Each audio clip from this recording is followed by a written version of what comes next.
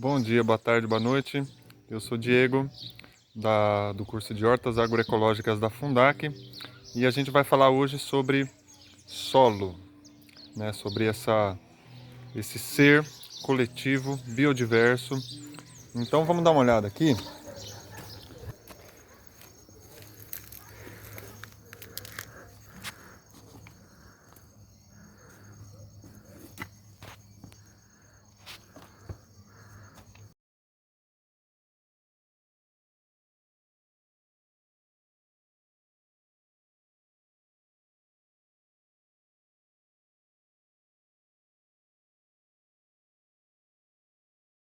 Estamos no preparativo aqui de canteiros para um novo plantio. Essa é uma terra que vem sendo incorporada, né?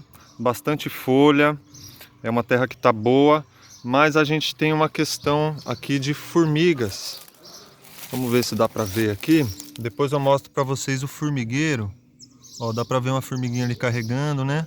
Agora elas estão meio bagunçadas porque o caminho delas foi todo bagunçado nesse manejo aqui. A gente não vai matar elas, mas a gente também tem que impor a nossa cultura, né? É uma cultura que aceita e acolhe várias espécies, né, de vida, mas as formigas precisam, elas precisam entender isso. Viemos aqui, eu deixei esse canteiro desse jeito para vocês verem que nessa parte aqui a gente tá só com a aplicação de cinza de madeira. É uma cinza de madeira que eu peguei em pizzaria de forno a lenha, né? Tem que ser cinza de madeira. Essa cinza é maravilhosa para regular o pH do solo, é fornecedora de fósforo e então a gente faz uma aplicação dela, depois a gente vem com a aplicação do composto por cima, dá uma misturadinha e antes de plantar a gente cobre tudo com matéria seca. No caso, a matéria seca aqui vai ser essa apara de grama que a prefeitura faz ali na beirada da praia. E aí a gente vai deixar o solo todo coberto. Os caminhos vocês podem ver que estão cobertos também, com poda, com a para de todo o que saiu do canteiro vem para os caminhos. A gente vem depois com a serragem grossa, né, com a maravalha por cima dos caminhos.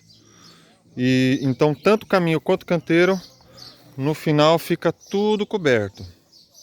Essa é o manejo aqui para a gente favorecer a diversidade dos micro-organismos e fungos e bactérias do solo, né? Dessa comunidade que a gente chama como solo.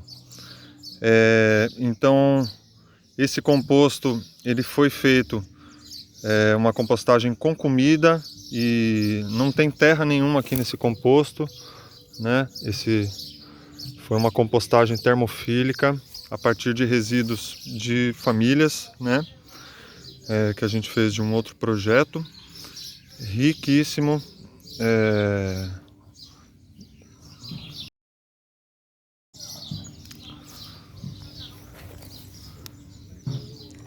E aqui está o formigueiro, vocês estão vendo? A cinza de madeira, como eu estava dizendo, ela regula o pH do solo. O que que acontece? As formigas gostam muito de um pH mais ácido. Então, conforme a gente vai trabalhando com a aplicação da cinza em conjunto com o composto, a gente favorece que o pH se eleve e fique mais alcalino. Favorece a nutrição das plantas e desfavorece para as formigas. Elas vão ter que buscar, né, um outro ambiente, uma outra condição que lhes favoreça mais, né?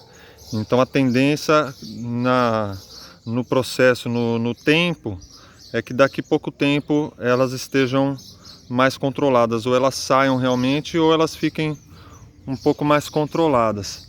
Tem uma questão aqui muito bacana de observar também sobre a cinza de madeira é que as plantas, a maior parte das plantas, elas precisam de um pH entre 6,5 e 7,5, tá? A maioria das plantas das hortaliças, né? Das plantas que a gente cultiva nas nossas hortas. Então, se o solo ele pode estar riquíssimo em termos de nutriente, mas se o pH tiver muito ácido, 5,5, 6, as plantas não conseguem absorver os nutrientes que estão ali. Então é muito importante uma manutenção dessa acidez.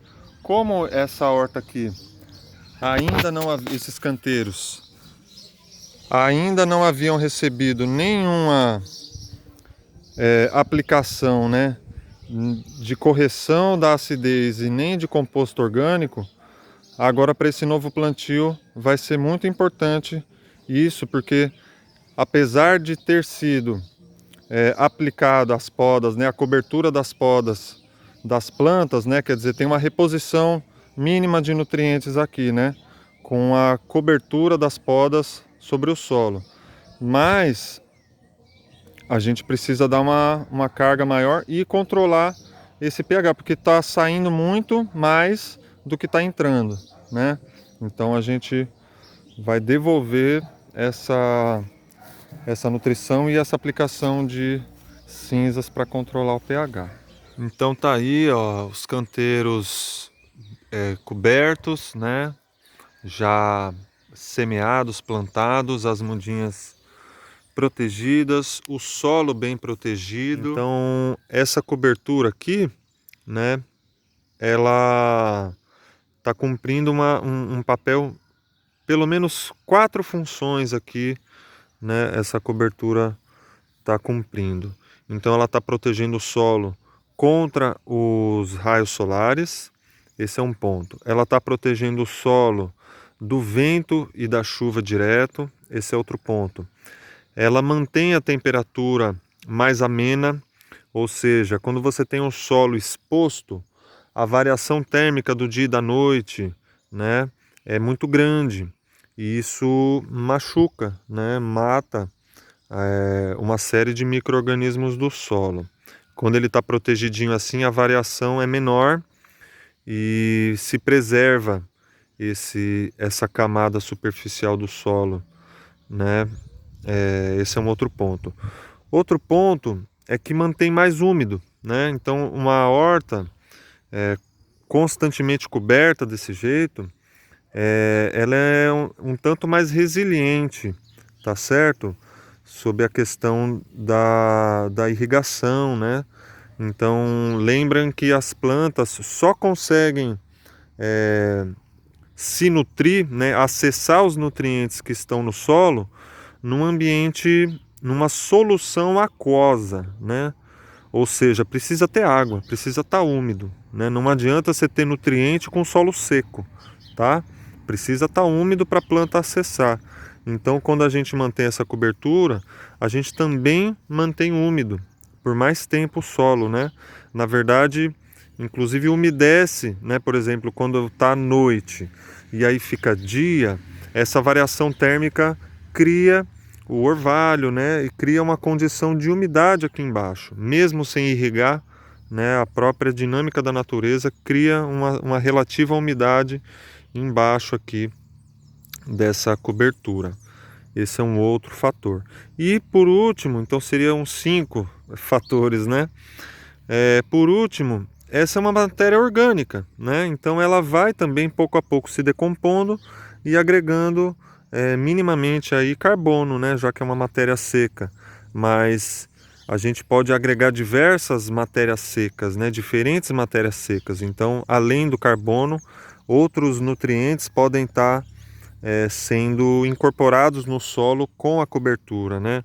Como cálcio, como potássio, por exemplo, nas folhas de bananeira, como magnésio nas folhas de mamona e por aí vai, tá certo?